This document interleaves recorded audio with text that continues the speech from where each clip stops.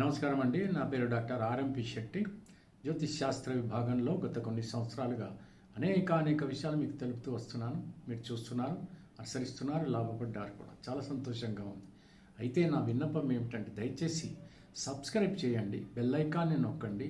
ఏదైనా మిత్రులు లేకపోతే ఎవరైనా అభిమానవంతులు లేకపోతే బంధువులు ఎవరున్నప్పటికీ కూడా వాళ్ళకి షేర్ చేయడానికి ప్రయత్నించండి. అప్పుడు ఏమవుతుందంటే ఈ ఛానల్ కూడా పెరుగుతుంది. దీని అభివృద్ధి అనేటువంటిది మీ మంచి కోసమే, మీ శుభకరమైనటువంటి ప్రయోజనాల కోసమే. కాబట్టి దయచేసి సబ్స్క్రైబ్ చేయడానికి ప్రయత్నించండి. ఇకపోతే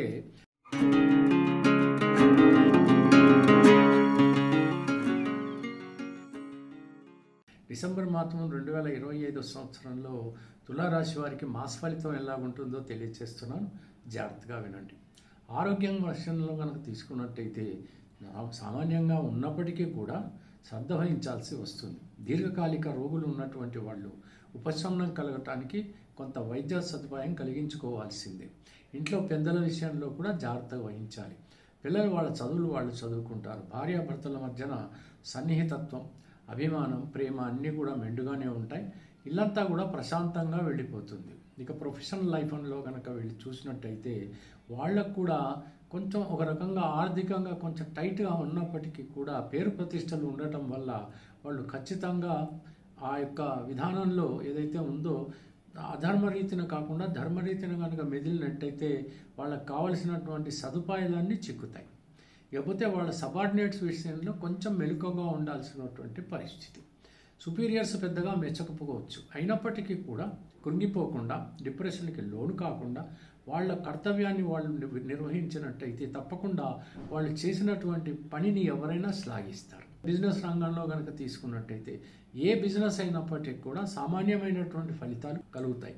అతిగా ఆలోచించినప్పుడే దుఃఖం మిగులుతుంది. కాబట్టి వచ్చిన దాంతో తృప్తిపడి వాళ్ళకి నష్టపోకుండా వాళ్ళు చూసుకునగలిగితే ఈ మాసం అంతా అద్భుతమైనటువంటి రీతిలో వాళ్ళు బ్రతికేటువంటి అవకాశాలు ఉంటాయి.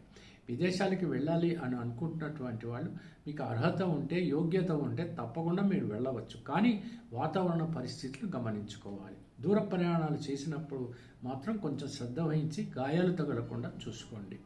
ఇకపోతే వివాహాలు కానటువంటి వాళ్ళు ఖచ్చితంగా మీరు ఇప్పుడు ప్రయత్నాలు ప్రారంభించండి. మీకు కావలసినటువంటి సంబంధాలు దొరకటం, త్వరితగతిన ఫిబ్రవరి మాసం తర్వాత పెళ్ళిళ్ళు కూడా జరిగేటువంటి అవకాశాలు ఖచ్చితంగా ఉన్నాయి. ఇకపోతే ప్రేమికులకు మాత్రం అద్భుతమైన మాసంగా మనం చూసుకోవచ్చు. శుభకార్యాలకు కానీ విందు వినోదాలకు కానీ మీరు తప్పకుండా పాల్గొనేటువంటి అవకాశాలు ఉన్నాయి. అక్కడ మాత్రం కొంచెం మితంగా మాట్లాడి తప్పకుండా మీ గౌరవాన్ని కాపాడుకోవాల్సి వస్తుంది.